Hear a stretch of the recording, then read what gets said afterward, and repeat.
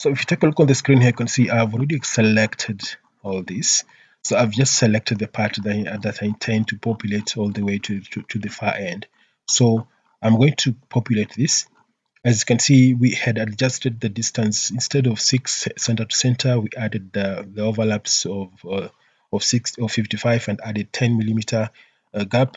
So that will be okay. So we will work with 65 or 6.065 as our dimension from center to center. So once I've selected everything here, I'm going just to right click, then come to special copy and pick linear. So once I'm in linear here, I have already that in place. So I need 13 of them. So I'll just go ahead and click copy. So if I click copy, we'll be able to see if it's stretched on the other end, we'll be able to see we have one extra extending beyond our working area, but that should not be a worry. We'll trim that to the right position. So that has been done. Now let me close that. And what we want to do now is now to populate the clamps. These clamps you see on this far end here, this one and this one. So I'm going to select them here, but I want to first of all change everything to shaded or to a different render so that I'll be able to pick the components that I intend to copy. So I'll press Control and pick that nut and pick this rod and pick this nut and pick that nut and probably select on that rod by selecting it on that section there. So once I've done so, I'm going to do the same thing on this side, but I'll make sure everything has not been deselected. So I'll zoom out and try and come here and pick my rotation point and make sure I also select this accurately without losing my previous selection on the other side. So let me zoom close, and I want to select on this nut and select on that nut and select on that rod and zoom out, and on the other side I'll be able to zoom close and select on that nut and select on that nut and come close this side, and I'll be able to select on this rod. So if I zoom out once again, then come back to my original render of rendered parts, you'll see I have selected everything. Now I want to populate this all the way to the full length of my crane beam runway. So that will clamp the rail to the runway beam. So I'll just right click and come to special copy and come to linear.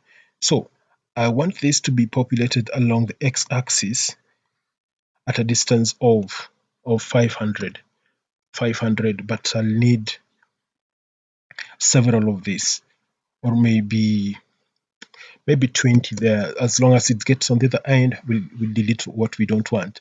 So if I come here and let me prefix this dimension because you're moving in the opposite direction of our 500 millimeter.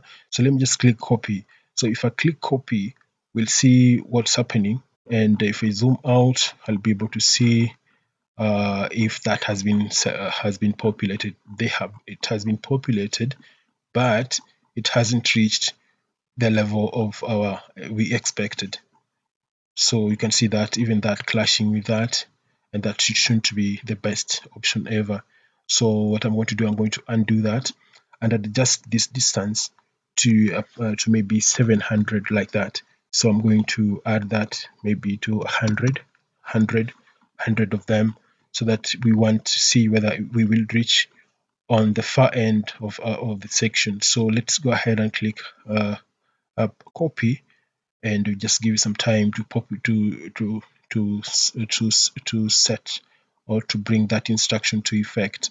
So let me just zoom out once again, and it is somehow closer to our target, but not yet complete. So let me just undo once again. So once I've undone, I'm going to make it 200 so that we reach this far end. So let me just zoom out and click copy. So the moment I click copy, this one I think will reach this far end here, and the rest will just delete. We'll delete the excess of that, and let's just give some time to process that information. So once it gets there, we'll be able to now work on it accordingly and get rid of what we don't want. So we have that in place. So I'll just go ahead and click expand.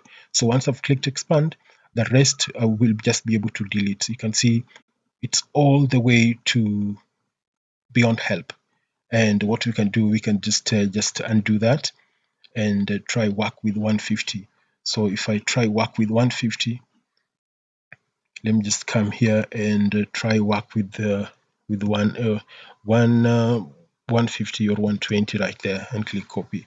So I think that will be okay. So let me just to give it some time to copy that information, so the rest when appears there will be able to just to get rid if you don't need them, because that's okay and we have these in place.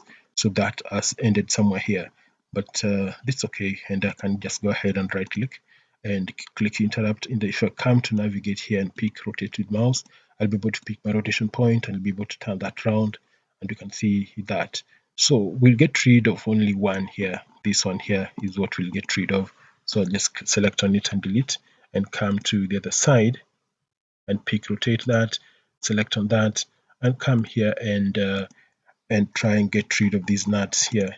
Remember the nuts, it will be hollow, but what you see here, it will be described as a nut on the other side, but there's no the nut will be hollowed, will have some holes to define something like a nut that represents a nut, is what I mean. So let me just right click and get rid of these nuts here. Let me get rid of that nut.